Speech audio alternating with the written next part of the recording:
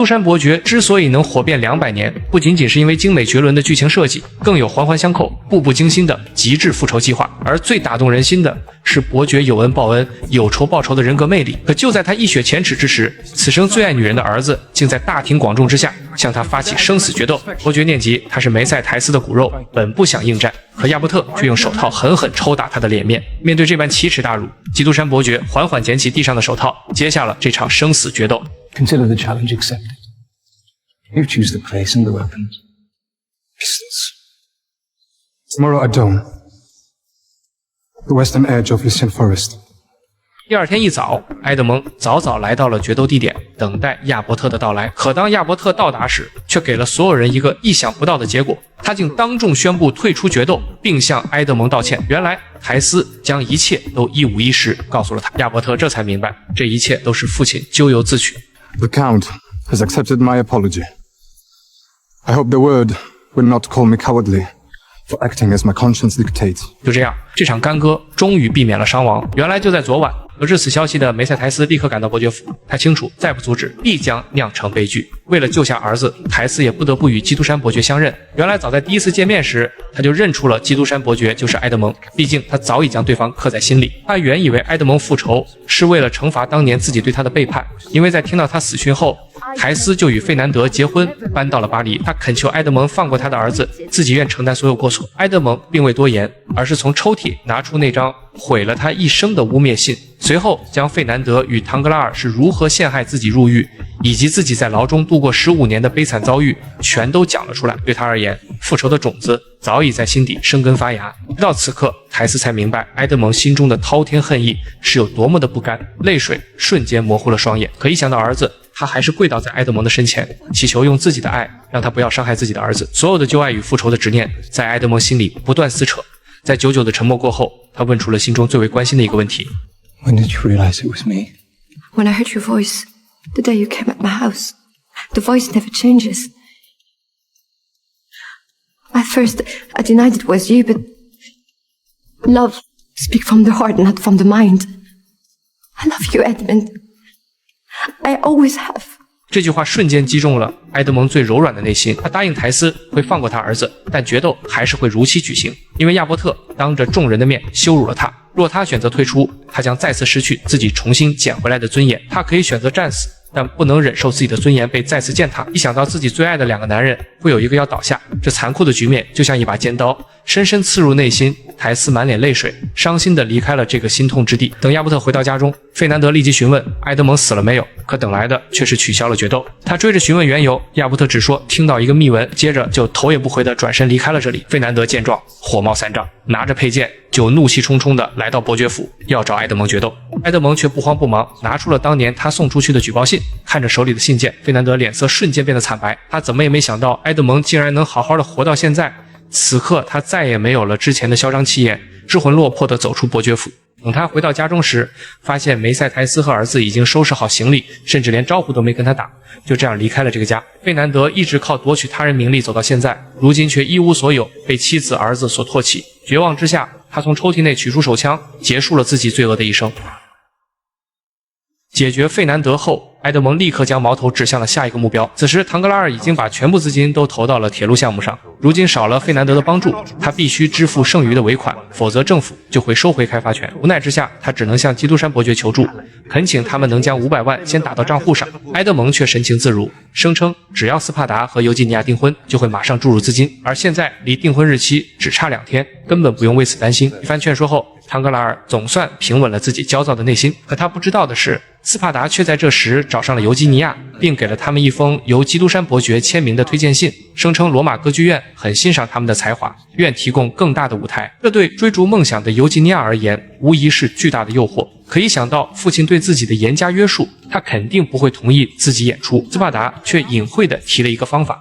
Yeah, but if you're in Rome and he is here, how can he object? 得到暗示的尤吉尼亚瞬间醍醐灌顶，而斯帕达在离开前又再次提醒，如果周4前还没动身的话，那他们只能在订婚仪式上相见了。在现实与梦想之间，尤吉尼亚心中的天平也开始慢慢清醒。一个大胆的计划也随之涌入脑海。时间很快来到订婚这天，唐格拉尔想到自己即将巨额投资，从此迈入人生巅峰，脸上也堆满了笑容。他迫不及待地向宾客宣布，接着就让斯帕达邀请在订婚合同上签字。可尴尬的一幕发生了。Where is Mademoiselle Danglars?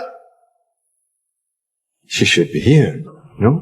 这时他才意识到自己的女儿根本就不在订婚现场，他赶紧让妻子催女儿出来，可叫了半天都不见里面有半点动静。察觉到不对劲，愤怒的唐格拉尔气愤地撞开房门，但里面早已不见女儿的身影，只剩一地的头发，竟是尤吉尼亚剪短了自己的头发，随后女扮男装，奔赴心中渴望已久的梦想。而更令他们崩溃的是，此时内政部长的秘书德布雷慌慌张张地找到米娜，声称警方已经发现他们在股票上做的猫腻，他要求马上拿到自己在最后一笔交易中的分成，然后在警察赶到前跑路。可等米娜回到房间，拿出装钱的盒子时，竟发现里面空空如也。原来是他们的女儿在离家出走时拿走了全部现金，充当自己的路费。还不等他们缓过神，总探长就带着大批警察抵达现场。他拿出3张逮捕令，正式逮捕了唐格拉尔夫妇和内政部长的秘书。此时唐格拉尔还冥顽不灵，想要将他们驱赶。Not without you and your accomplices, Baron. You have been charged with a very serious offence. Charged with what? Illegal trading, sir, on the stock exchange using confidential government information. 见事情已经败露，不可一世的唐格拉尔差点瘫倒，只能眼睁睁地看着妻子被带走。此时他再也没有了嚣张气焰，等待他们的将是法律的审判。而警察之所以行动迅速，这都是埃德蒙在背后推波助澜，将唐格拉尔所犯下的罪证全都交到了警方手中。由于犯罪行迹恶劣，唐格拉尔将在监狱内囚禁一辈子。对埃德蒙而言，如今还剩最后一位仇人维尔福。这天一早，他就来到检察院拜访了维尔福，接着爆出一个足以让维尔福家毁人亡的消息，那就是毒杀他前岳母的另有其人。接着便将上次聚餐时其妻子中途离场，偷偷拿走毒药的事情说了出来，而拿走的正是马钳子碱。这则消息宛如晴天霹雳，在维尔福心中翻滚。他急忙回到家中，质问妻子关于前岳母中毒的事情，并把他偷偷潜入埃德蒙实验室偷取毒药的事说了出来。眼见事情败露，洛伊斯再也找不到争辩的理由，沉默了许久。他只好低声询问会怎么处理，而自诩正义的维尔福直接给了一个令他绝望的答复。 Same as I did with Emmeline. I'm going to report what I know to the relevant authority. 说完之后，维尔福就决绝地离开了这里，哪怕洛伊斯在后面苦苦哀求，也没丝毫停留。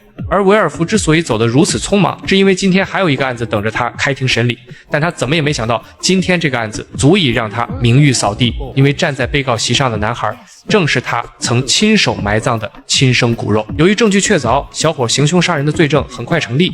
可就在法官要宣判之时，辩方律师突然要求传唤一位关键证人，以此减轻男孩的罪行。维尔福也没有异议，可当听到传唤证人的名字时，他瞬间僵愣住。只因此人正是当年目睹他埋葬私生子的接生婆。而埃德蒙为了彻底定死维尔福，早已叫来了报社主编。于是在一众陪审团以及旁听人员的见证下，接生婆当众指认维尔福就是男孩的亲生父亲，男孩母亲就是唐格拉尔妻子米娜。现场顿时一片哗然。 Silence!